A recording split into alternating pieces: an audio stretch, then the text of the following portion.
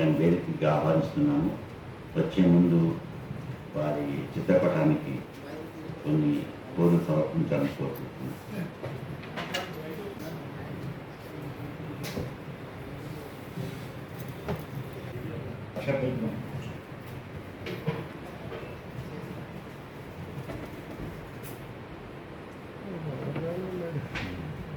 అమ్మమూర్తిగా స్నేహితులు కానీ తోటి కళాకారులు ఎవరైనా మనకి పరిచయం చాలా కలుగుతుంది.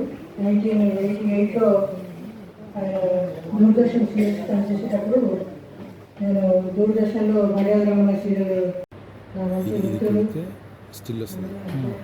చెప్పదలుచుకున్నాను. ఆయనకి శ్రద్ధాంజలి ఘటిస్తున్నాను. Thank you.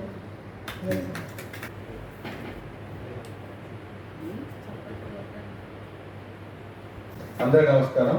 నా పేరు జీవనాదిత్య, యాక్టర్ని అండ్ అడ్వకేట్ని.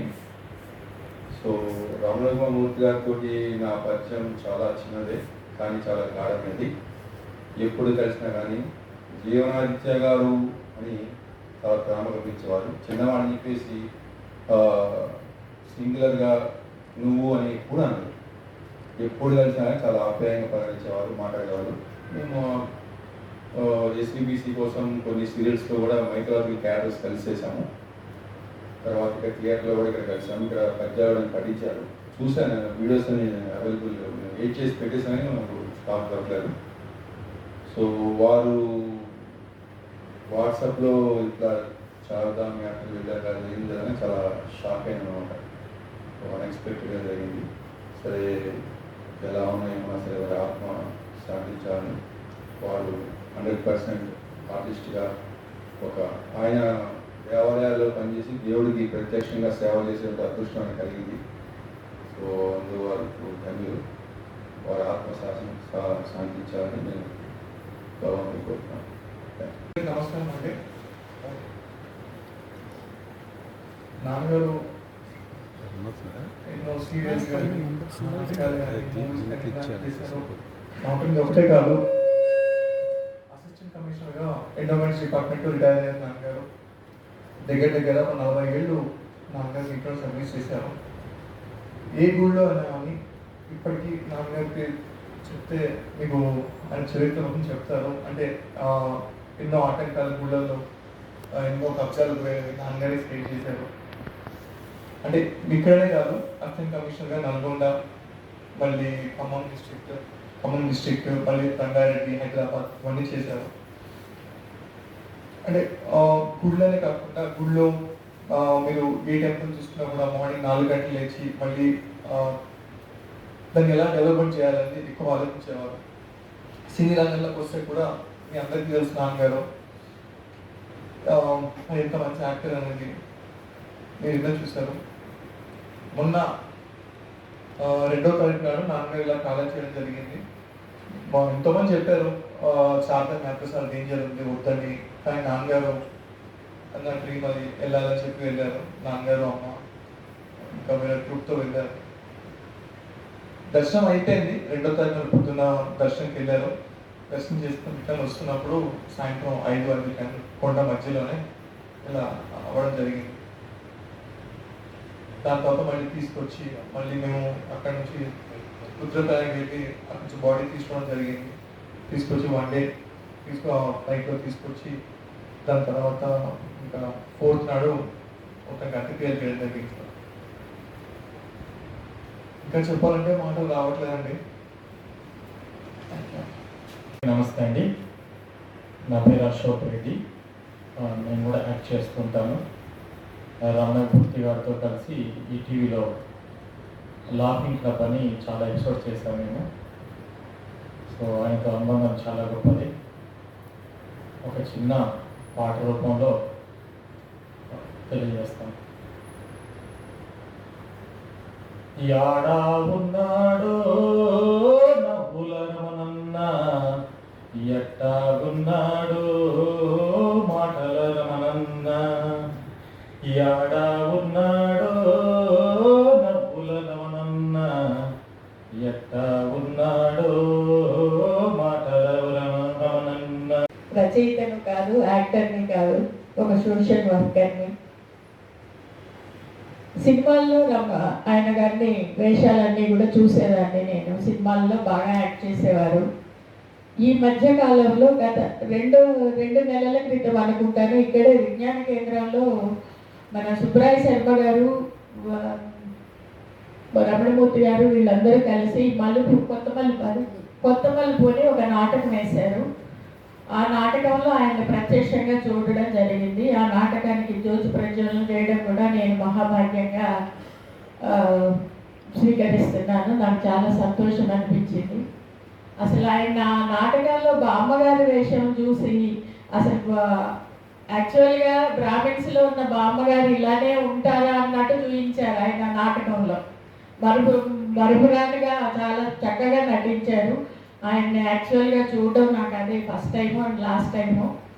నేను ఆ రోజు సెకండ్ 12 గంటలకేమో ఇంట్లో పనంతా అయిపోయినాక వాట్సాప్ చూద్దాము అన్నట్టు ఓపెన్ చేస్తే మూర్తి గారు పోయారని పెట్టారు.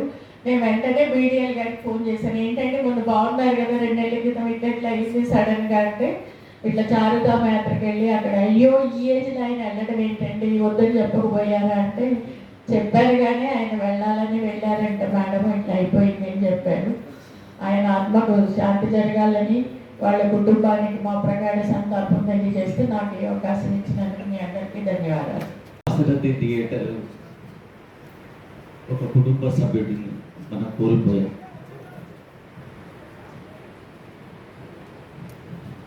ఆయన మనకు ఇక్కడ ప్రారంభించిన నాటి నుండి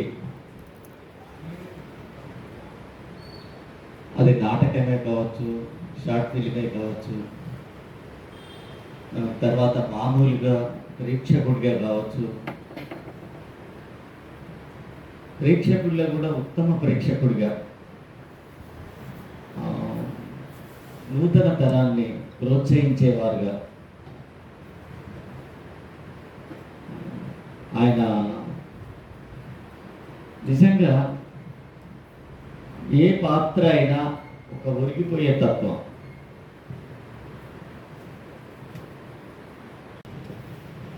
అందరికీ నమస్కారం. రమణమూర్తి గారు లేదనేంత చాలా బాధాకరం అండి.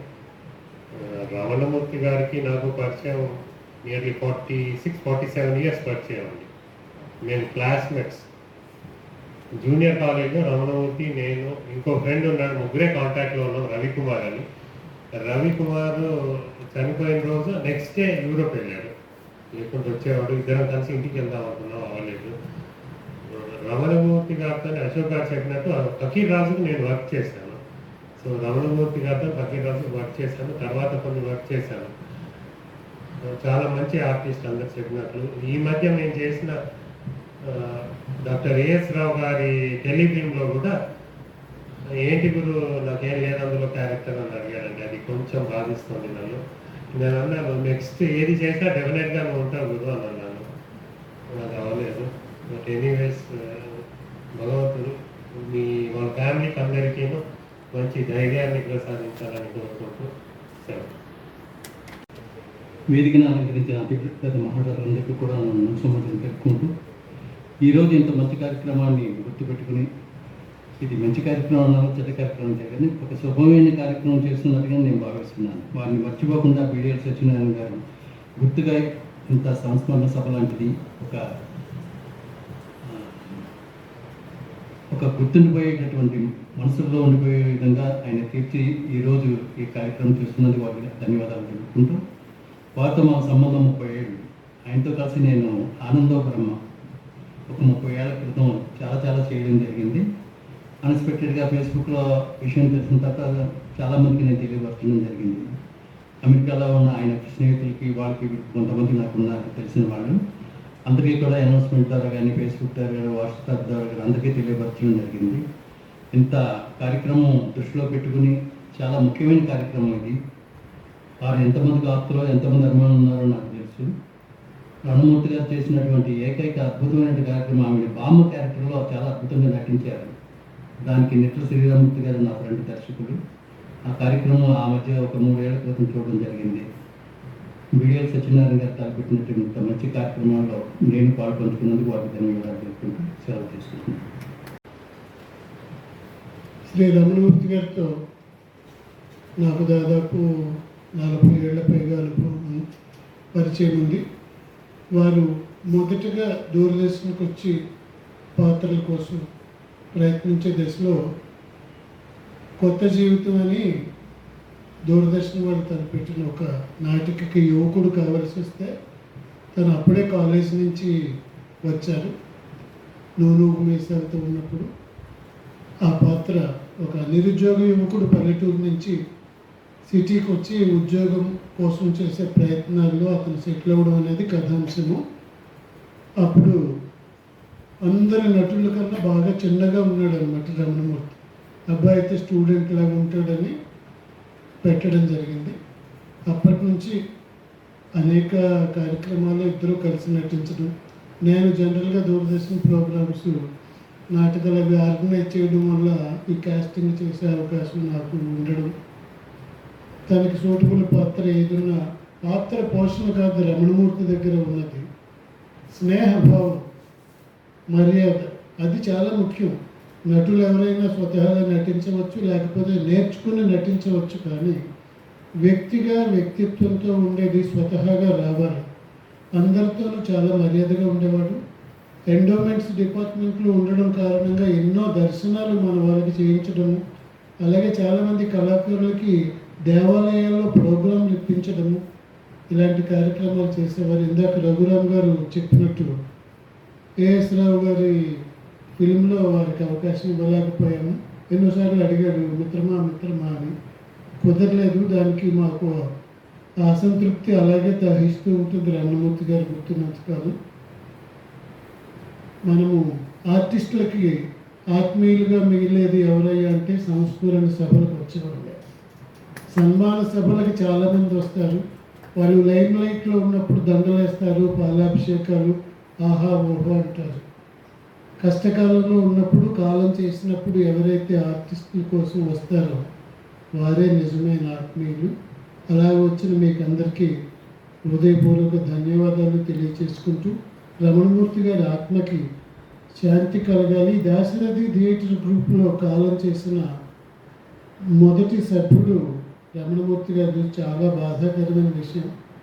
అయితే వారి కుమారుడు హర్ష వారి రూపురేఖలనే పుణుకుపుచ్చుకున్నారు. వారు కనుక జీన్స్ ప్రకారం వస్తుంది కాబట్టి వారు మీడియాలో ఏదైనా పాత్ర వేయాలనే ఆసక్తి ఉంటే కనుక మాతో వారి ఆసక్తిని వ్యక్తపరిస్తే రమణమూర్తి గారి మీద అభిమానాన్ని, వారికి నటుడుగా ఏదైనా ప్రోత్సాహం తప్పకుండా మా తరపున వ్యక్తిగతంగాను దాశరథి థియేటర్ తరపున కూడా ఇస్తాను. హర్ష గారికి వారి కుటుంబానికి ఈ కష్టకాలంలో ధైర్యాన్ని ప్రసాదించాలని ఆ భగవంతుని కోరుతూ, రమణమూర్తి గారి ఆత్మకు శాంతి చేకూరాలని ప్రార్థిస్తూ మీ దగ్గర సెలవు తీసుకుంటాను.